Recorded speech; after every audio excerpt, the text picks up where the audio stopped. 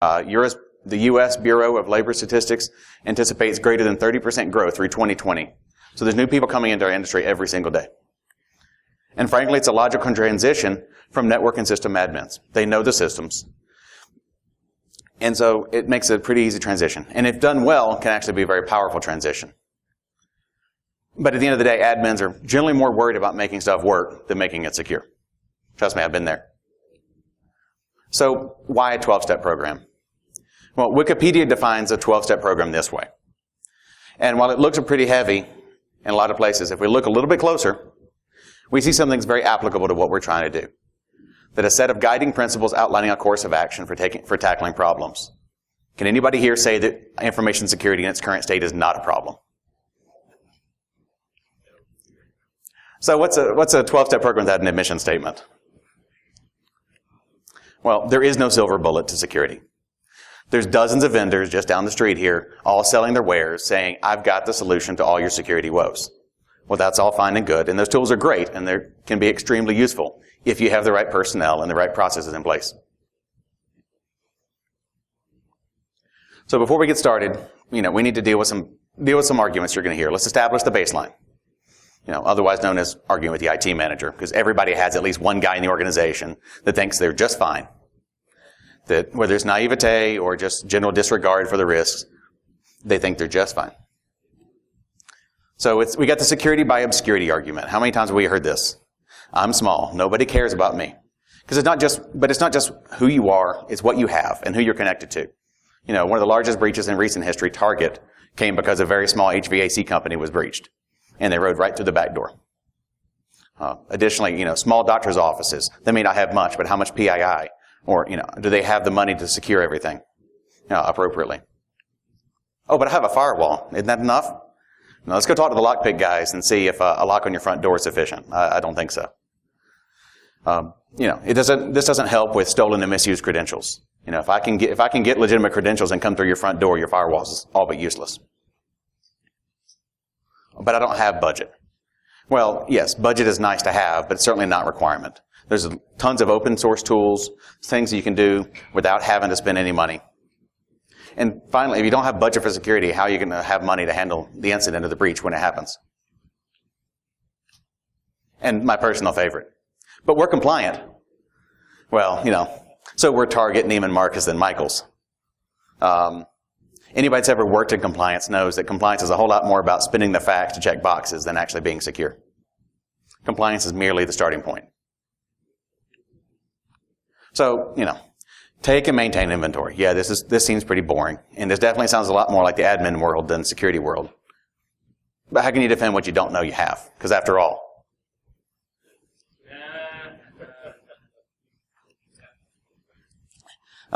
So you need to know what you have, where it is, who's responsible for it.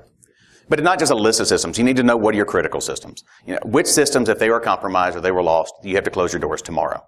And make sure you're protecting in order. Do we really think developers are going to patch their own test servers? How many developers only install the modules on Apache they really need? Or don't chmod to 777? So, in the arguments, we said that you don't have to have a massive budget. I've never seen a network that doesn't have plenty of security controls that can be implemented with what you already have. If you knew you were being pen tested tomorrow, or if you knew you were being attacked tomorrow, what would you go change? You don't have time to procure the new technology and implement it by tomorrow. What are you going to do? Do you have antivirus deployed, across your corporate without HIPS enabled? Or do you have an IPS installed only in detection mode? How many free vendor tools are available that you're not currently using? Whether it be Microsoft Laps. Who here's popped a Windows box and then used that to move through the network with a local admin? Not hard. And while Laps may not be a total solution for that, it definitely makes it a little bit more difficult. And then community editions and open source. NXLog is a fantastic tool for pulling and reformatting logs. If you haven't used it, I'd recommend taking a look at it. Kali, Wireshark, Nmap, Metasploit, all available. Don't cost a thing. So, here we're at step 5. Let's finally get down. Let's go into the details. Let's get under the hood. Does your firewall do what you're supposed to? We know it's not the end-all, be-all, but it's still a nice it's still important to be there. Are the ACLs documented? Do you know who put it there? Why is it there? Is it still needed? And, can it be locked down further than it is? Do your policies do what you think they do? So many policies get so complicated. Do you have an allow that overrules your denies, or a deny that overrules your allow?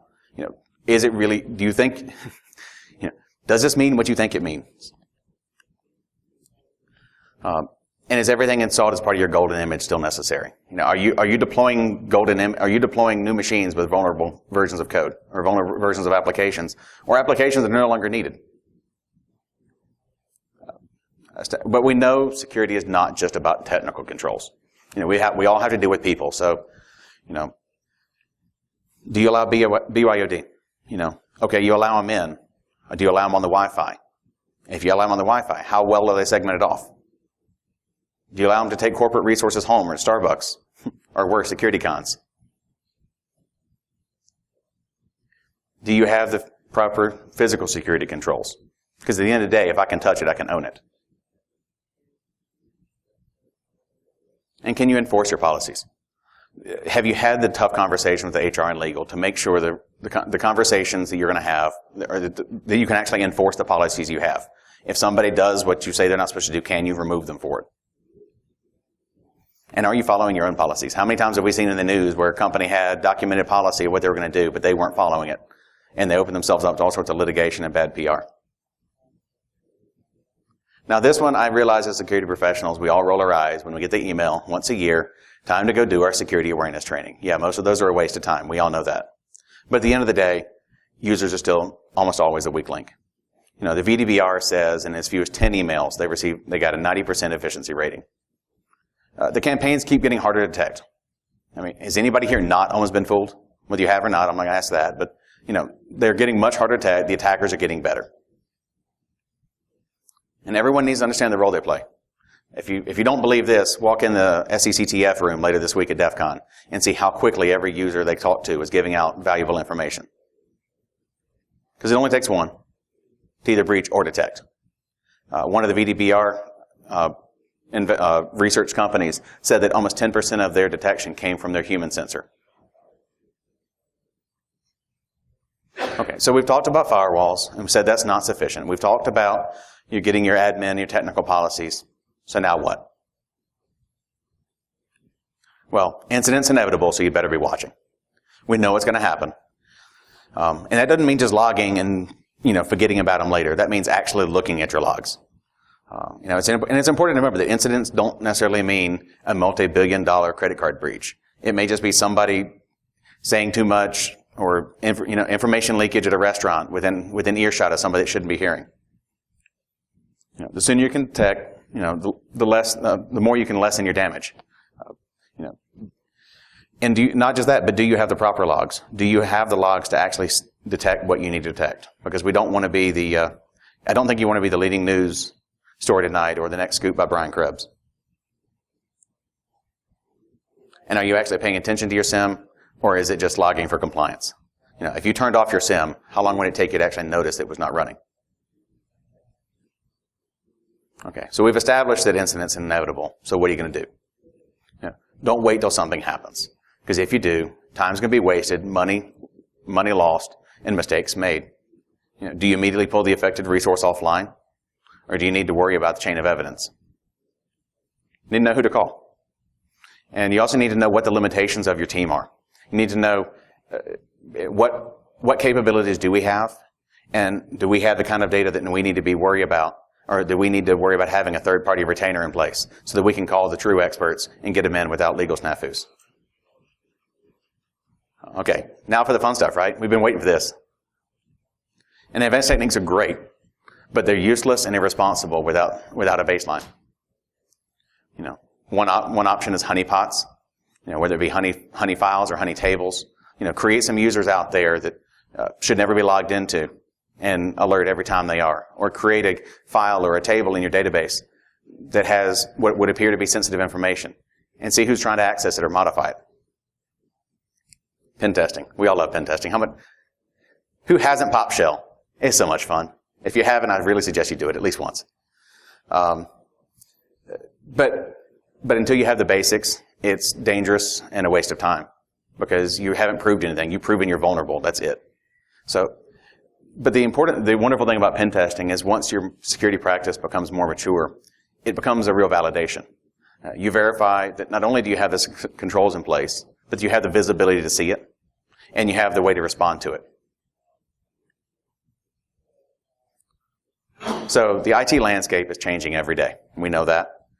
Whether it be mainframes to personal computers, or now we're on to cloud and smart devices, the only thing we know is it's going to continue to change.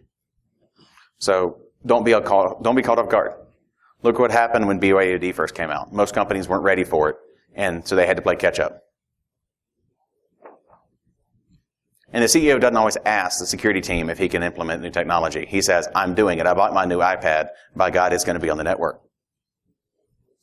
So make sure you understand, make sure you're aware and you can help secure that policy before the company makes a decision.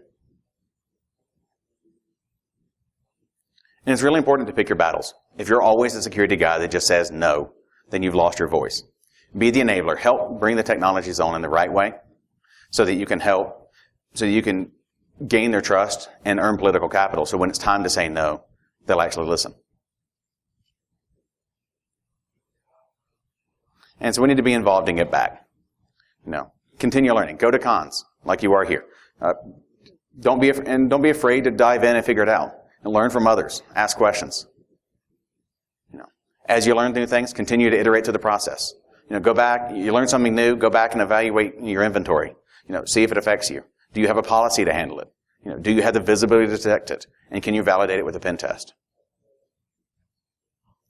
And get involved with other regional and local cons. I had an opportunity to get involved with one of the regional cons 3 years ago, and it's been a fantastic experience. Learned a tremendous amount from some very smart people and met great connections in the industry. So if you don't know where to start, just find somebody and ask. Most every con I've seen, always looking for volunteers.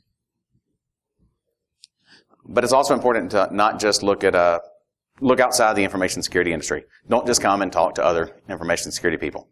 If you're in security, go back. If you're a recovering admin, go back to a Microsoft conference or an admin conference and try to bring more people over from the dark side. Try to or if you're a former developer, go to a developer conference and see if we can't help some of that before it ever starts. I want to definitely thank BSides for offering Proving Ground, for providing the opportunity for new speakers. And I want to definitely thank my mentor on this, Guillaume. And I'm sure I just butchered your name, so I apologize. So, any questions? Sure.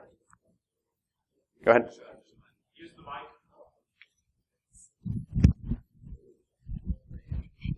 Yeah, so just one of the questions on your technique, you said to review your ACL and firewall and periodic and make sure you have document.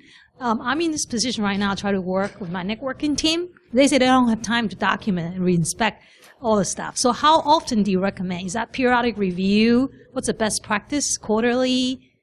Monthly? Annual? I'm trying to bring back some best practice guys so I can convince my networking team. I think the judgment of what best practice depends. Some of it comes down to, what are you guarding? Is this the firewall guarding just, your internet browsing segment, or is this the one guarding your crown jewels? If it's the one guarding my crown jewels, I'm probably going to watch it a whole lot more closely. What I used to do is, if an ACL didn't have documentation of who put it there and why it was needed, I would just randomly go through and disable it. You'll find out real quickly if it's still needed. I don't know that I do it weekly. I probably wasn't as regimented as I should have been. Like I said, I was not a great admin. But it was definitely, it's amazing how fast they come screaming when you disable the ACL they need. Sure. So what would you say you did when you were an admin that was the worst for security that you wouldn't do anymore? Oh. Yeah, Well, did you ever get the camera working? I can say what mine is, because I used to be more in IT before, and one thing that we sometimes have to do. You work for a company that has little budget or whatever. You end up running a lot of stuff that might not necessarily be safe on networks that are not super well segmented, and that's something that you see penetration testers do from time to time. They'll just grab some exploit from somewhere, and whoa, that looks like an exploit, and compile it and use it, which can be really dangerous if you don't really know what it does. So that's one thing that I think I was guilty of, maybe 10 years ago when I was in IT. So I was just wondering if there's like one thing that you think you were doing back then that you wouldn't do anymore. Staying quiet, letting you see things you know are wrong, and letting it go for either fear of speaking up. And that applies to everybody. I mean, whether we're talking about the human sensor and seeing malicious email, if you ridicule and browbeat your users because they clicked on a bad link, they're not going to come to you and tell you that they saw something come through. They're going to delete it and be quiet. So you've just lost your opportunity for detection at that point. But as an admin, being so focused on the making it work, even if sometimes cowering to the business side of saying, hey, it's got to work today. Well, I can make it work right next week, but and it kind of comes down to one of my friends had a quote in his cube for years, and it was, if you don't have time to do it right, when are you going to have time to do it again? And so taking the time to put it in place the right way, because once it's in wrong, it'll never change. Yeah, it's temporary, right? Yeah, absolutely. Right. So, anybody else?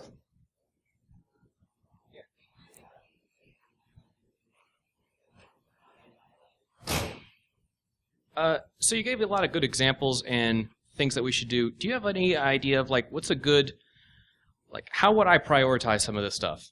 If I am going to be, like you said, if I'm going to be attacked in a week, what would I go change? How can I prioritize? What should I focus on first? That's going at the end of the day, these companies are all in business to make money, not to be secure. So you've got to understand, that's probably part of the inventory is understanding your crown jewels. You've got to know that if I lost this, I'm closing my doors tomorrow. So if there's low-hanging fruit that you can go knock out quickly to protect your crown jewels, if there's something you need to focus on, if you have proprietary, or industry data, that's your product differentiator, guard it, even if you realize you may have to give up somewhere else.